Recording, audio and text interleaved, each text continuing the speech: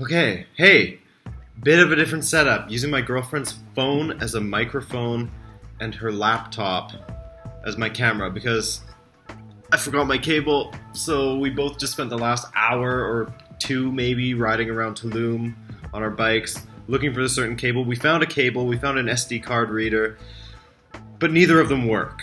I mean, at 50 pesos each, did I really expect them to work? Not really, but I gave it a shot, and it failed. So we have to do it this way, which I'm sorry about, but hey, better than nothing, right?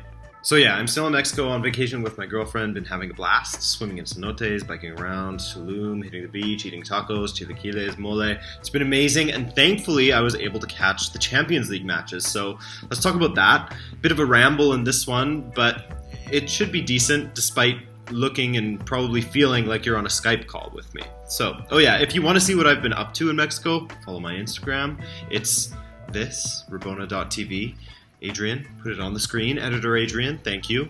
Okay, so United fans, how you feeling? There were some of you that were really piping up in the comments about how United would batter Barcelona, and if anything, well, I'm not saying that you shouldn't have faith in your team, but that PSG result, I'm sure some of you can begin to see the luck involved with that. Really exciting achievement, given the players that you had on the field, but Barcelona isn't PSG. They won't just give you 2 goals like PSG did. In fact, it was United who gave Barcelona a goal here. A stern observer would maybe say they gave them 2 goals in this match, but I'm going to stick with 1. But again, I repeat, I think United messed up in giving Solskjaer the job already.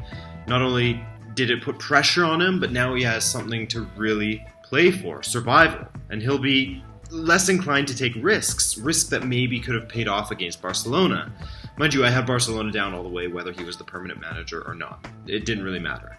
But anyway, it was United who came close early with Rashford hitting the bar. What a ball through that was from Pogba. Then in the 10th minute, Rakitic went down from a Fred challenge. Extremely tough to tell whether Fred hit the ball or Rakitic first, but the ref called it off. And it didn't matter at all in the end because in the 16th minute, Messi took over. United, I don't know what they were doing, sort of fiddle-fucking around with the ball in their own end, with Messi closing them down, Messi winning the ball, and then Messi was afforded far too much space. And he put it in. I mean, shame on you, United. As I said on Twitter, he banged one. They didn't close him down fast enough at all. Way too much space for that guy. 4 minutes later, he banged one again with David De Gea making an absolute mess of things, flopping on the ball and allowing it to squirm into the goal. De Gea did make a save in added time, sort of, as Sergio Roberto's strike smacked him in the face. But this tie was summed up with the moment leading up to that. That save, with Messi turning Jones inside out all the way down the pitch. Speaking of banging in goals, Coutinho scored a trademark goal in the 61st minute when he cut inside on Chris Smalling and ripped it into the top corner, and ripped United's chances to absolute shreds, as if they weren't already though. They did force a big save out of Ter Stegen, but United was second best in both legs. Barcelona will be a big favourite in this competition now, as they not only have the performances and the players to perform, but they also have the pedigree and the experience. And by the way, how long has it been since we said that Coutinho scored a trademark goal? United, more questions than answers, really. What will this team look like in the future? How on earth is Phil Jones still getting matches? When will Pogba start putting in consistent match-winning performances? I mean, maybe it's harsh on him given the lack of quality around him, but why doesn't he have that spark like he does when he plays for France?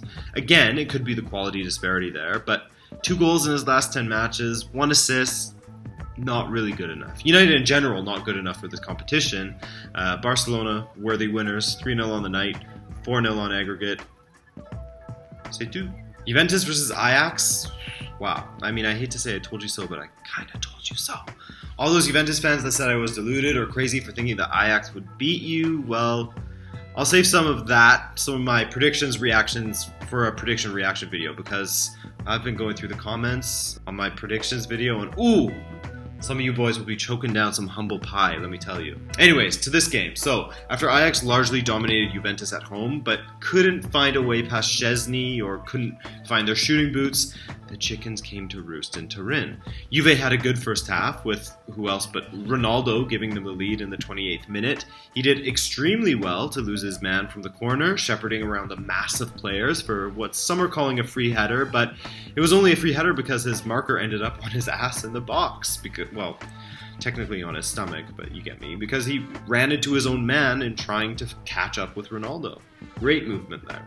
Prior to that goal, Van de Beek and Dybala each came close, and just 6 minutes after Ronaldo scored, Hakim Ziyech's strike fell to Donny Van de Beek, and this time he made no mistake and rolled past Szczesny. 1-1 on the night so far, 2-2 on aggregate, and if this score held, we would have had extra time.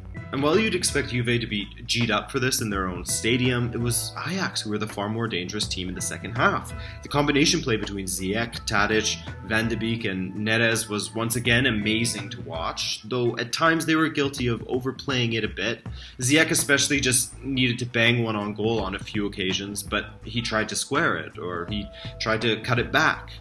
Mind you, Szczesny did deny him with a big, strong hand in the 51st minute, and in fact, Szczesny kept Juve in this match in the second half at times. One thing they wouldn't do, Ajax that is, was whip the ball into the box when they were attacking, which makes sense. Tadic is by no means a hulking forward, though he does hold up the ball well when it's played to his feet.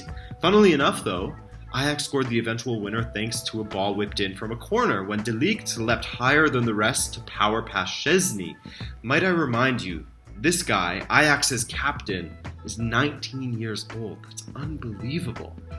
Ziyech would score a beauty later after spurning a few attacks, but it would be called back as he was just inches offside. This will sound familiar later on in the video, by the way, being just inches offside. The closest Juve probably came in the second was a Ronaldo header that looped into Onana's arms, or a Moise Kean header that went wide, etc. Oh, and there was a call for a penalty when the ball looked to have struck Daley Blind's arm, but in reality it came off of his stomach. But that was that.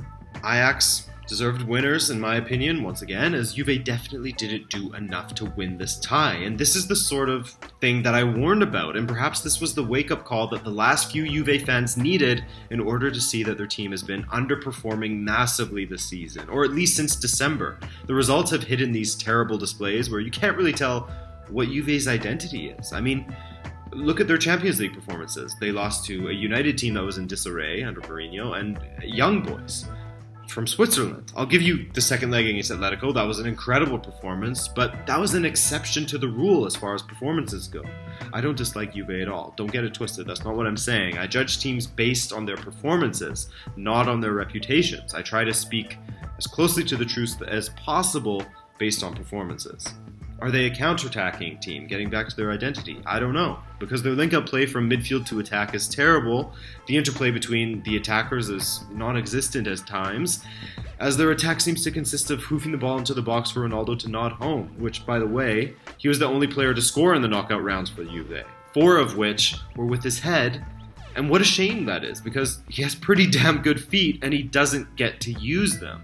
Juve's defense is looking shaky with Bonucci a liability, and when Chiellini is out, it's a disaster. Szczesny has been good, midfield has been a non-factor, and then you have Allegri doing weird stuff like not starting Cancelo and not instilling a sense of identity into his team's tactics. Possession with no end product. It feels like they've been declining since the Champions League final in 2017, and it's looking like Allegri's going to be sticking around for another season. Ajax, on the other hand, amazing. Find me a more entertaining team to watch in the attack. As I said earlier, the interplay between their attackers, their midfield of De Jong, Schöne, and in this case, Van de Beek, and then their back line is great as well. I mean, who would have thought that Daley Blind would be such an incredible centre-back for them, even in the Champions League, after being incapable of getting a match at United.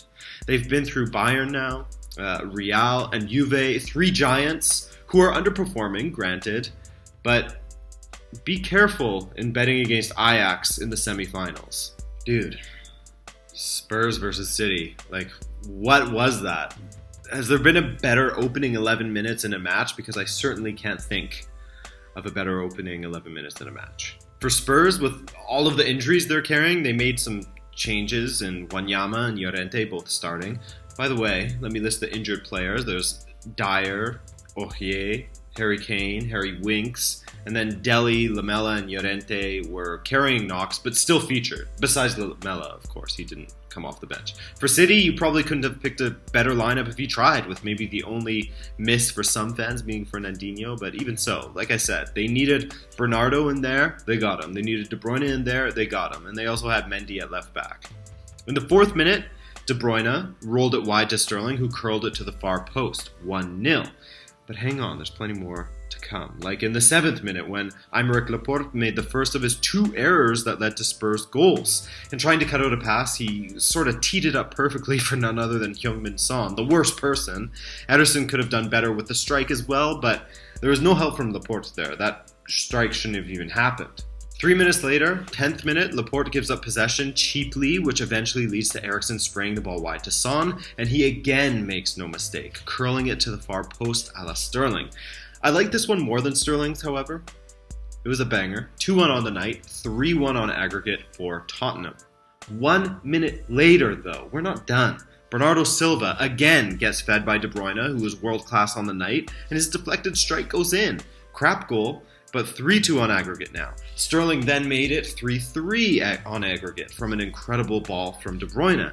Madness. 21 minutes in, 5 goals. City really started turning it up and dominating Spurs to an unprecedented degree after the half. I mean, they dominated them for most of the match, pretty much. With Sterling and Bernardo coming close in the 49th minute, De Bruyne smashed one on frame and it was saved well by Lloris. Llorente came close for Spurs, etc. It was an incredible match. I hope you caught it. In the 59th minute, De Bruyne drives forward and dishes to Aguero, who rifled it into the near side. 4-2 on the night and 4-3 on aggregate.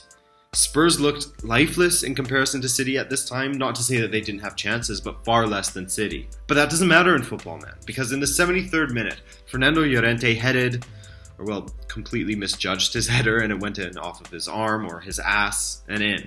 Not a handball for me, given his hand was at his side. However, just a little side note, with the new rules from IFAB, if this was next season, I don't think that would have been a goal, given that all handballs by attackers in the box, whether in the lead-up or as the ball goes in, will be given as a handball and called back. However, that's assuming that it did actually touch his hand, as for the few replays I got to see, it was pretty inconclusive. City had a ton of chances and finally converted one in the 93rd minute when who else but Sterling finally got the winner for City. Huge jubilation for City fans and desolation for Spurs players and fans. Not a single protest came from the players, just sadness. So, you can imagine the scenes when the goal was called back for offside, as Aguero's trailing foot was just inches off. Inches, man. That's how close Spurs were from going out, or City were from going through. A complete flip for the two sets of fans. 4-3 on the night, Spurs through on away goals 4-4. Okay, so I feel 2 things in regards to this outcome. 1, City at 100% full strength should not be conceding 3 goals at home to a Spurs team that resembles the Night King's army of the dead. Those guys are the walking wounded. City, despite putting in a shift and finding their feet attacking-wise, were absolutely naive defensively at times, or maybe naive is harsh, but they made vital mistakes, and you just can't do that in the Champions League. It's harsh that they went out in this fashion. That's got to be painful. I can't imagine the feeling that City fans had in the second half stoppage time, especially when you look at the goals they conceded. 2 from individual mistakes, and a third that Llorente knew absolutely nothing about, to be honest. But then I gotta feel happy for Spurs. Sure, they were battered in this game. Not on the scoreline, though, the only thing that matters. But I love that they didn't spend a penny on their squad, played 2/3 of their season in a temporary ground, and yet they found a way through to the semi-finals with a massive, massive medical bill to boot. And one thing I was thinking when I was sort of considering how Spurs haven't spent a penny this season was the fact that they knocked out a team like Manchester City, who's just spent as much as they can over the last few seasons. Sure, they can invest and invest and invest, but there's some sort of intangible that they just don't seem to have. Yeah, it's kind of fun. It's kind of nice to see teams like Spurs, who aren't spending anything, and teams like Ajax, who are known for being sort of a developmental club. It's nice to see them going through to the semifinals. So yeah, Spurs through to the semis. Not sure if they'll make it much further than that, as Ajax are out here playing for scalps, man. But it should be interesting. I'm really looking forward to that semifinal. Alright guys, and finally we have Liverpool versus FC Porto. I don't have a ton to say about this matchup. As expected, Liverpool battered them, beating them 4-1 in their own home, 6-1 on aggregate. All the usual suspects were at play: Salah, Mane, Firmino, and then Van Dijk as well for Liverpool. And then Eder Militão scored for FC Porto. Another strong showing for him, so Real Madrid fans could look forward to that. Well, you know what? Maybe there is something to speak about in this match, actually, because Porto actually played really well, and they had Liverpool on the ropes at times, at least in the first half. I mean, Corona almost put them ahead in the first minute or so. The early exchanges were all Porto. In fact, most of the match, Porto took it to Liverpool, or at least tried to in the second, and they had okay opportunities, but again, this is the Champions League. In a two-legged tie, you got to take your chances, and Porto didn't, Liverpool did. In fact, Mane's goal in the 26th minute effectively ended the tie, as it meant that Porto required 4 goals to see this through. The goal was actually called off by the linesman, but thankfully VAR got it right. But I've got a bone to pick with the VAR replays. Just show them, for God's sake. Show us what the VAR dudes are looking at. It's so ridiculous. We're all in the dark until after the call is made, and I hate that. During the World Cup, we saw everything, and I swear, in the round of 16, we saw what the VAR guy was looking at as well, so why in the quarterfinals all of a sudden, at least in the broadcast I'm looking at, we can't see it? But anyway, in the second half, Liverpool stepped it up and added a few goals. Salah, Firmino, and Van Dijk putting distance between themselves and Porto. 6-1 on aggregate, as I said. Liverpool looking better and better, so Liverpool will play Barcelona in the semis. That is going to be fun. Coutinho facing his old team. Ooh. All right, boys. This is it. I'm maybe go get some tacos or something. Maybe have a Modelo to ease some of the stress after tonight. Thanks for watching this video. Sorry for how basic it is. Hopefully the background noise and the video quality wasn't too terrible for you. If you enjoyed this video though, please drop a like. Don't forget to leave your thoughts in the comment section. And the next time I see you will be on Monday for the return of the weekend recap. Plus I'm going to have reactions to my predictions, all sorts of fun. Okay, so I'll see you guys there. I love you. Take care.